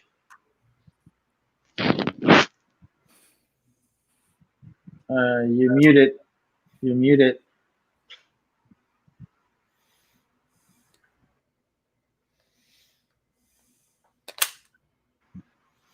I think you're still muted. There we go. Can you hear me now? Yes, I can hear you. I basically go begging at the tire stores. I got one dude. He's wanting to swap all his wheel weights for 40 caliber ammo, and I'm like, I'll be glad to do that, man. But you got to come up with some brass, you know. He saves his brass. Like I could take him 100 rounds and pick up a 5-gallon bucket of wheel weights, and then he give me 100 rounds of brass. I'll bring back 100 rounds and get another 5-gallon bucket. Yeah, that's an even trade. It's not bad. Yeah, I get plenty of lead with a flathead screwdriver, a pair of pliers, and a Walmart parking lot. Wow. And you don't get shot. Let's hope not. Not yet. Not yet. That's Keyword, not yet. At least that I've noticed. Good stuff, man. Yeah, especially if you wear that Munich terrorist hat. Yeah, don't know who it is. Right. Either that, or they'll think you're just coming out of some kink show or something. One of the two. But yeah, hey, you want to go through the side chat, Mr. Allen? I don't see why not. I mean, we're getting close-ish, maybe. I don't know. Let's find out. Andy 79Z28, the Armament and Axis out there, bearded CB82. I think I don't know if he's hopping out or what. Blue Healer 260, Broke Loader G23, Jason Stewart K24, Pink Shears still with us, Reloaders 762, Six Shooter Texan, Smile Money, Tread, Warthog, and there's still quite a few people out there, and I can see why, with such good-looking fellows talking about reloading here. Speaking of reloading, I have yet to see a video of you using that damn Square B deal. Oh, you have? Oh, you must not be on my Instagram. Because I posted it on Instagram, putting it on YouTube. YouTube can just eat a bowl of dicks. But yeah, I did it shortly thereafter, and I'm thinking I'm probably going to end up changing it over to 9mm. I just haven't gotten the stuff from Dylan yet, just to produce some 9mm faster. Ultimately, I have to really scrimp and save time. Time is my enemy for reloading. It really is. I have a hard issue trying to find the time in between work and so forth. I have a hard time trying to find time to do anything. So I have to really scrutinize when I can actually just get in front of the loader and just do it. And I don't want to be so exhausted that I'm not paying close enough attention.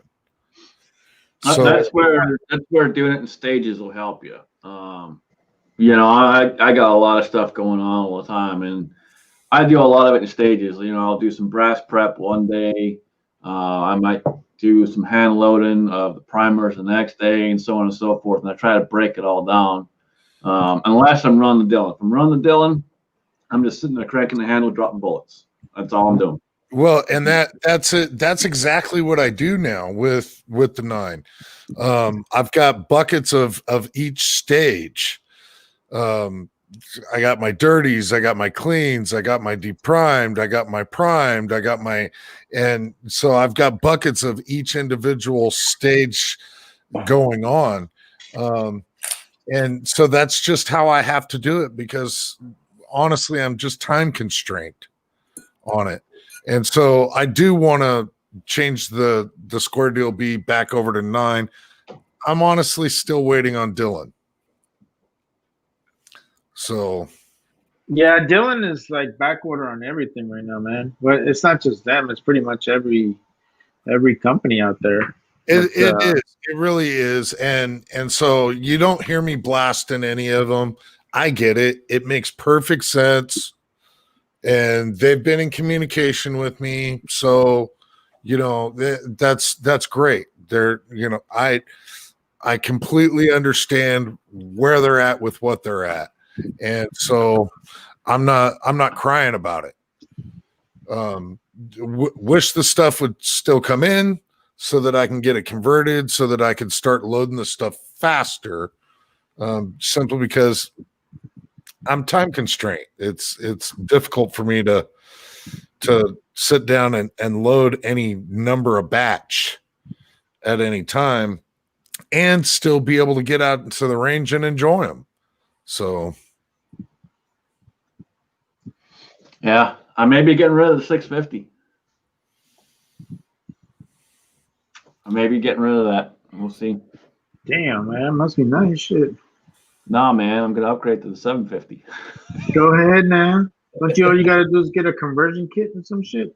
No, I'd have to buy a whole new press and all the rest of it. But I got someone that's interested Oh, in that 50. sucks, bro. Um, Well, I mean, that's awesome. so I You can got do it, why someone. I'm just figuring out how much of it I'm gonna have to break down to be able to ship it effectively. I played with 750 at the shot show. It is basically it's a 650 but smooth out. To be honest, I don't think it's worth it. If you have a 750 and you have a couple upgrades, you're not gonna gain anything by going to 750. Well, Upgrade, the main reason I want the 750 or the 650 as a primer system is the same as the 550, and it's much more reliable. That's why I want it. I had absolutely zero issues with the 650 primer system. Keep the shit clean and you're good. I rarely have an issue with that. So unless everything is clean, you're good to go. You can get, if you have the spent primer shoot and all that, I do not think it's worth to waste the money. If you're gonna upgrade and you kind of married to caliber, go to 1050. Unless you have the money to burn, that is a different story. But God it's just damn, 1050, shit. Yeah, you're out of my realm, dude. I ain't got that kind of cash. Yeah, 1050, man. Might as well buy a Mark 7. Fuck. Oh, none of us are SoCal here. None of us are SoCal. No, 1050 is great, but if you're gonna be switching between the calibers, 1050 is not really meant for that. 1050 is meant for like, okay, I'm a competition shooter. I'm gonna be shooting 38 super, and that's my main caliber. I'm shooting 15,000, 20,000 fucking a year. Okay, so I have a dedicated press for that because of the swaging station and whatnot. But if you like to switch between the calibers, 650 is the best way to go. I got a quick question for you, professional. With as much, first thing, how many rounds would you estimate you go through a year with one gun, one specific gun, exactly how it's configured in your safe right now? The X5 I've been shooting this year, pretty much the whole season, and the season was kind of fucked up. Between the two of them that I run, probably around 15,000. 15,000. Now, how many parts, not counting batteries, like for your red dots and stuff like that, but how many functional parts of your gun have you had to replace in 15,000 rounds? The only thing I had to replace was the extractor, and the reason was because I lost it. So that wasn't because it was damaged, just because you didn't find it. No, the gun. No, my actual, the one that I use in the competition, like 90% of the time, X5 has probably over 5,000 rounds on it without cleaning. We shot in Long Island yesterday in the sand on the beach. Okay, so that was my mistake. That's why I did kind of poorly today. I had a couple of malfunctions, and there was magazines were full of sand. I never cleaned them. And when I went to the safe table on the beginning to get my gun in my holster, my slide was kind of sticking as well. So I'm like, anybody has any oil? So I just put a couple drops of oil and everything and smooth out. It was good to go. So that thing just runs. See, that's pretty impressive to me that a factory gun with factory parts will run clean 15,000 rounds and not have to replace anything. I always get confused when you hear about people talking about shooting out a barrel or something like that. And I'm trying to figure out, how many rounds is it going to take to destroy a gun? If it's all right, it's not factory messed up, but everything's legit into the specs, whether it's a handgun or a rifle. I can't speak for a pistol, but I can sure as hell speak for a machine gun. Yeah. Well, rifle's a different story because you're shooting full metal jacket, so rifle gets a lot more worn out. I'm gonna say if you're shooting full metal jacket out of pistol, still you're gonna get. I'm gonna say in hundreds of thousands before you really wear out the barrel. And most of the parts is like it depends on the gun. I know that CZs have a tendency to break the slide stop. As a matter of fact, I had that when I shot the Wallem Lake Walls of Steel. the guy that got me into the match, the CZ Junkie, he comes to me, he goes, "Here, keep that as a souvenir.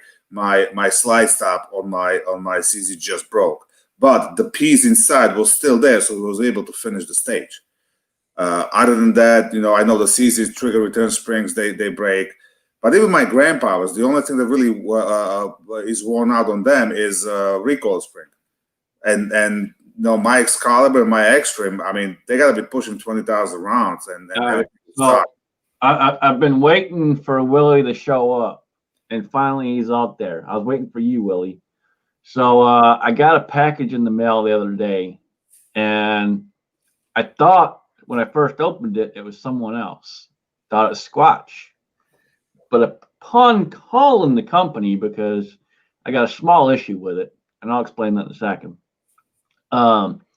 he proceeded to tell me right off the bat it was Willie. So Willie got me this badass ball handle to go on the press. Now, the issue I have is simply this. This is threaded, and the only press that'll fit with it being threaded is my 650. Well, I have a roller handle on the 650. So I got to figure out a way to get the threads out of this so it'll fit the lineman and get it on my lineman. And that's why I called the guy to talk to him and figure it out. So we're working on that. But with that being said, Willie, thank you, brother. And we're going to start going through the room because I got to work. So we will start with Battle Beam. Hi. Hey, guys. Always a pleasure. Side chat. My people in the panels, much love to you guys.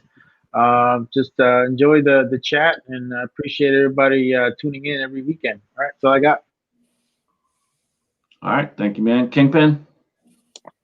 Always great being here. Thank you to everybody on the panel and in the chat. And thank you, Scotsman, for letting me hijack the end of the show. You're always welcome, brother. Jamie. Thanks for having me. Thanks everybody for joining us. And I got powder coat, and it's really cool. I'm glad you From liked the me. Weasel. Thank you, Scotsman. Love you, Glad bro. liked me, man. Very cool. All right, Val. Well, I guess thank you for having me on the show. I hope you guys enjoyed it. Have a nice whatever left of the weekend you have. And remember, clean butts matter. Absolutely. All right. Appreciate everyone out in the side chat. You guys have all been awesome. And we will see y'all next week. With that being said, I'm going to throw it over to Alan to take us off. Oh, me? Oh, man, what an honor. Dude, I tell you what, it's been a good show. Really glad that I couldn't run one last week, but this week's been great. Great. Thank you, everybody, for showing up on the panel. That's always appreciated. Everybody out in the side chat, dude, that side chat has been rolling all night long. I participated a little bit here and there, but just reading what you guys going through. I don't know what my work's going to entail me, if it's going to enable me to do a video with something that the Bearded CB handed off to me or not. I certainly really, really hope I can do it. It shouldn't take that long of a video, but it might. Anyway, nevertheless, just remember to keep your magazines loaded and one in the chamber. Thanks, guys. Appreciate y'all. Much love. Have a great night.